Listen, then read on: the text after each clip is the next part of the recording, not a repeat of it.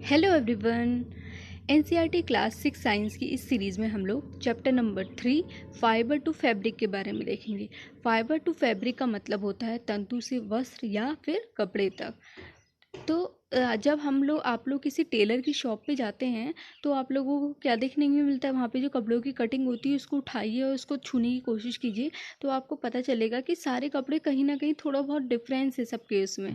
ठीक है, इसी प्रकार अगर आप लोग किसी शॉप में जाते हैं, किसी कपड़े की शॉप पे जाते हैं शॉपिंग करने के लिए, तो वहाँ पे भी जब आप कपड़े शो किए जाते हैं, पहनने वाले दिखाए जाते हैं, तो उनको भी जब आप छुएंगे तो आपको पता चलेगा कि ये कुछ अलग अलग टाइप के होते हैं। कुछ बहुत ज़्यादा चमकीले होते हैं, कुछ बहुत ज़्यादा सिल्की होते हैं, कुछ बहुत ज़्यादा ऊनी होते हैं।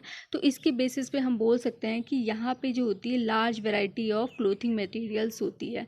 तो ये कह सकते हैं फर्स्ट लाइन में यही दे रखा है, there is a variety of clothing material of fabrics such as cotton, silk, nylon, wool, etc. तो क्या है, यहाँ पे बहुत ज़्यादा जो फैब्रिक होता है यानी जो कपड़े होते हैं उनमें बहुत ज़्यादा वैरायटी है। यानी यहाँ पे जो है सूत के कपड़े पाए जा सकते हैं, सिल्क के पाए जाते हैं, नायलॉन के पाए जाते हैं और ऊनी भी पाए जा सकते हैं। अब जो फैब्रिक्स होता है, कपड़ा होता है, वो क्या होता है, तो जो आपको अगर आप टेलर की शॉप पे जाते हैं तो जो एक पीस का कपड़ा, जो कपड़े की टुकड़न वहाँ पे पड़ी होती है, उसको उठाइए, उसको उसका जो अगर एक भी थ्रेड बाहर से निकला होगा उसको सेपरेट आउट करने की कोशिश कीजिए तो आपको पता चलेगा कि क्या है वो जो फैब्रिक यानी जो कपड़ा है वो किससे मिल के बना हुआ है, तागों से मिल के बना हुआ है। ठीक है, तागे यानी धागों से मिल के बना हुआ है। और अगर इन धागों को भी आप लोग थोड़ा बहुत सेपरेट करने की कोशिश करेंगे, जैसे कि आप लोग जब सुई में जो है धागा डालते हैं तो कई बार क्या होता है, सुई का जो एंड होता है, वो धागे का जो एंड होता है वो स्प्लिट हुआ होता है। ठीक है, यानी जो धागा होता है वो बीच से जो होता है किनारों से जो है स्प्लिट हुआ होता है। तो वो जो स्प्लिट पार्ट होता है ना, जो छोटे छोटे उसमें दिखाई देते हैं, वो क्या होते हैं, वो फाइबर्स होते हैं यानी तंतु होते हैं। तो इस प्रकार हम बोल सकते हैं जो फैब्रिक्स होते हैं वो are made from yarn which in turn are made from fibres. यानी कि जो फैब्रिक होते हैं वो तागों से मिलके बने होते हैं और जो तागे होते हैं वो तंतु से मिलके बने होते हैं। अब जो ये तंतु हैं यानी जो यूनिट है, हमारी जो कपड़े की यूनिट है यानी फैब्रिक की जो यूनिट है वो क्या है, फाइबर्स है। तो ये जो फाइबर्स यानी जो तंतु है ये कितने प्रकार के होते हैं, तो ये हमारे दो प्रकार के होते हैं, नेचुरल फाइबर और सिंथेटिक या आर्टिफिशियल फाइबर। नेचुरल फाइबर्स को नेचुरल फाइबर्स इसलिए बोलते हैं क्योंकि ये नेचर से हमें मिले होते हैं। ठीक है, प्राकृतिक तंतु हैं। तो such fibres obtain from plants and animals. ऐसे फाइबर्स हमें प्लांट और एनिमल्स से मिले होते हैं। एग्जाम्पल हो गए इनके cotton, jute, flax, wool, silk. ये सारे एग्जाम्पल मैंने एनसीईआरटी से ही लिए हैं। पूरा जो प्रॉपर ये नोट्स हैं वो एनसीईआरटी का ही है। तो जो कॉटन, जूट और जो फ्लैक्स होता है वो हमारा प्लांट फाइबर्स है। ओके, यानी ये हमें फाइबर जो है प्लांट से मिले होते हैं। प्लांट में कैसे लगे होंगे, जैसे कॉटन हो गया तो ये किस फॉर्म में होगा, ये जो होगा हमारे फ्रूट के फॉर्म में उसमें प्रेजेंट होगा। जूट जो होगा वो किस फॉर्म में प्रेजेंट होगा, प्लांट में स्टेम के फॉर्म में प्रेजेंट होगा। तो जो होते हैं अलग अलग टाइप्स के प्लांट पार्ट में लगे होते हैं, तो इसीलिए हम इन्हें प्लांट फाइबर्स बोलते हैं।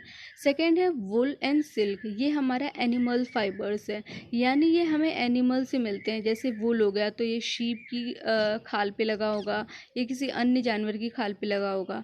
ऐसे ही जो सिल्क होता है वो हमें सिल्क वॉर्म एक एनिमल है उससे मिलता है। तो ये हमारे एनिमल फाइबर्स होते हैं।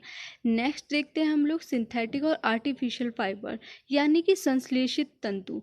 तो नाम से शो हो रहा है कि ये जो होंगे इनको जो है संश्लेषण किया जाएगा, यानी इनका फॉर्मेशन किया जाएगा। ये नेचर से हमें नहीं मिलेंगे, तो इनका फॉर्मेशन कैसे किया जाएगा। Such fibres are made from chemical substances not from plants and animals. ये जो फाइबर्स होते हैं ये हमें केमिकल सब्सटेंसेस से मिलते हैं, ना कि प्लांट और एनिमल्स, यानी कुछ केमिकल के फॉर्मेशन से हम इन्हें बनाएंगे। एग्जाम्पल हो गए इनकी पॉलीएस्टर, नायलॉन, एक्राइलिक। ये इंपॉर्टेंट हो गया एग्जाम के लिए कि सिंथेटिक फाइबर्स के एग्जाम्पल्स कौन से होते हैं, तो 3 हैं। ओके, अब सम प्लांट फाइबर्स, जो हमने प्लांट फाइबर्स पढ़े हैं कॉटन, जूट, फ्लैक्स, उसके बारे में थोड़ा सा डिटेल में देख लेते हैं। फर्स्ट आता है हमारा कॉटन। तो कॉटन को कपास से सूत भी बोलते हैं। ये हमारा नेचुरल फाइबर्स है, यानी प्लांट से लिया गया है।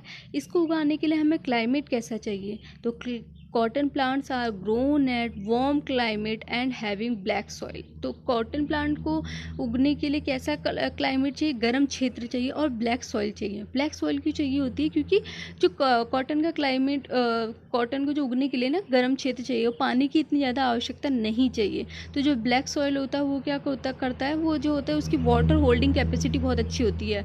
तो अगर कोई बारिश इतनी ज़्यादा हो भी रही है तो वो उसको होल्ड कर लेता है। ओके, तो इसके लिए मेन आपको ये ध्यान देना है क्लाइमेट क्या चाहिए होता है। तो वार्म क्लाइमेट चाहिए होता है और ब्लैक सॉइल चाहिए होती है।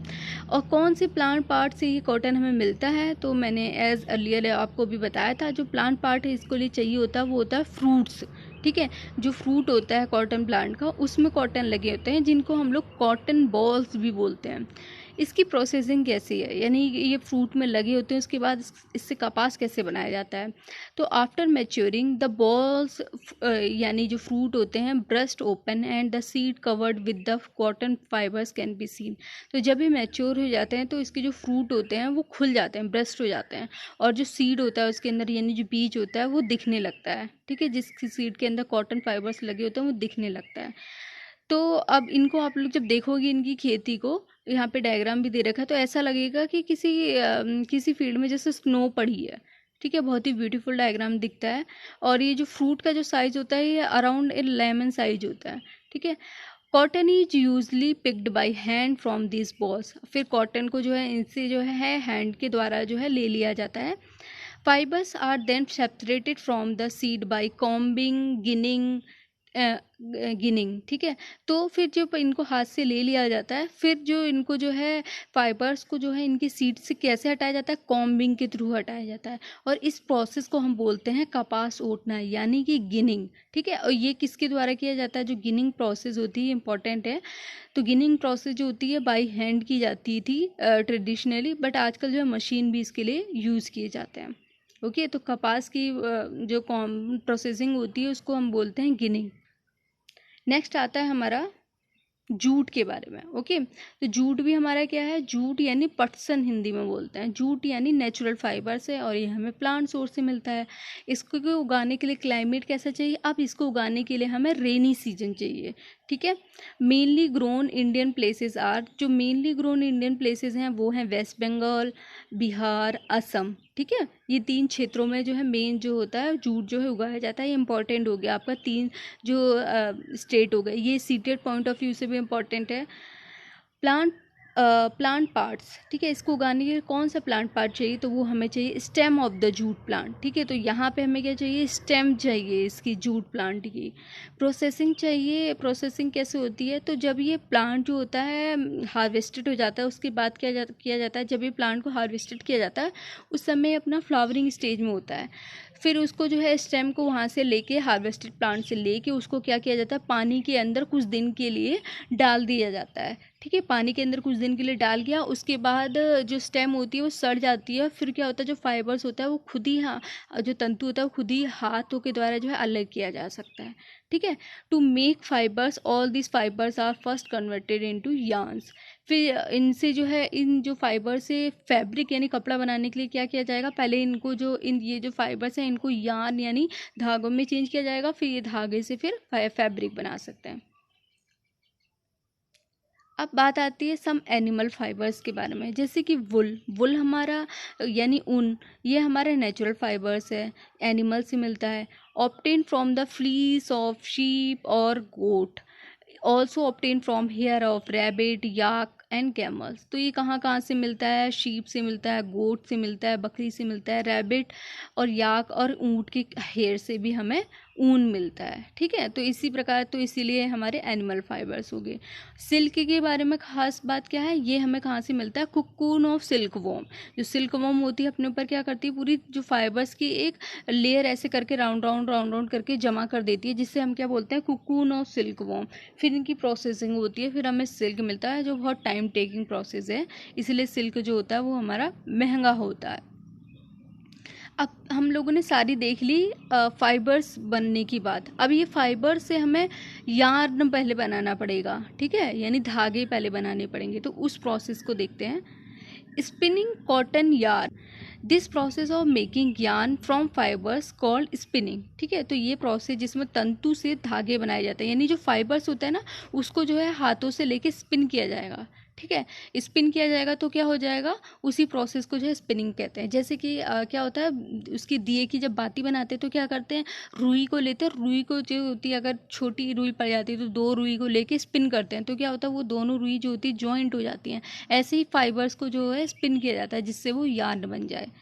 By twisting fibres of cotton wools brings the fibres together to form a yarn. तो ये जो ट्विस्टिंग प्रोसेस होती है कॉटन वूल्स की, तो उसके द्वारा ही क्या होता है, जो फाइबर्स होता है वो आपस में मिलके यार्न बना लेते हैं।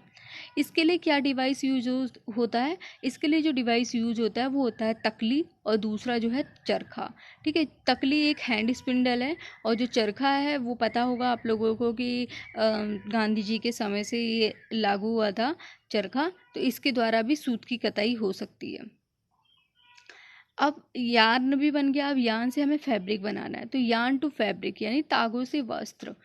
Fabric from yarn is made by two process. तो जो तागों से जो वस्त्र जो होते हैं वो दो टाइप्स के, दो प्रकार से बनाए जा सकते हैं।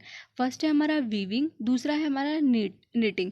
दोनों में डिफरेंस यही है कि जो वीविंग होता है उसमें हमारे दो सेट ऑफ यार्न ले जाते हैं, यानी दो धागे ले जाएंगे, दो प्रकार के धागे ले जाएंगे, फिर उनका जो है हमारा फैब्रिक बनाया जाएगा।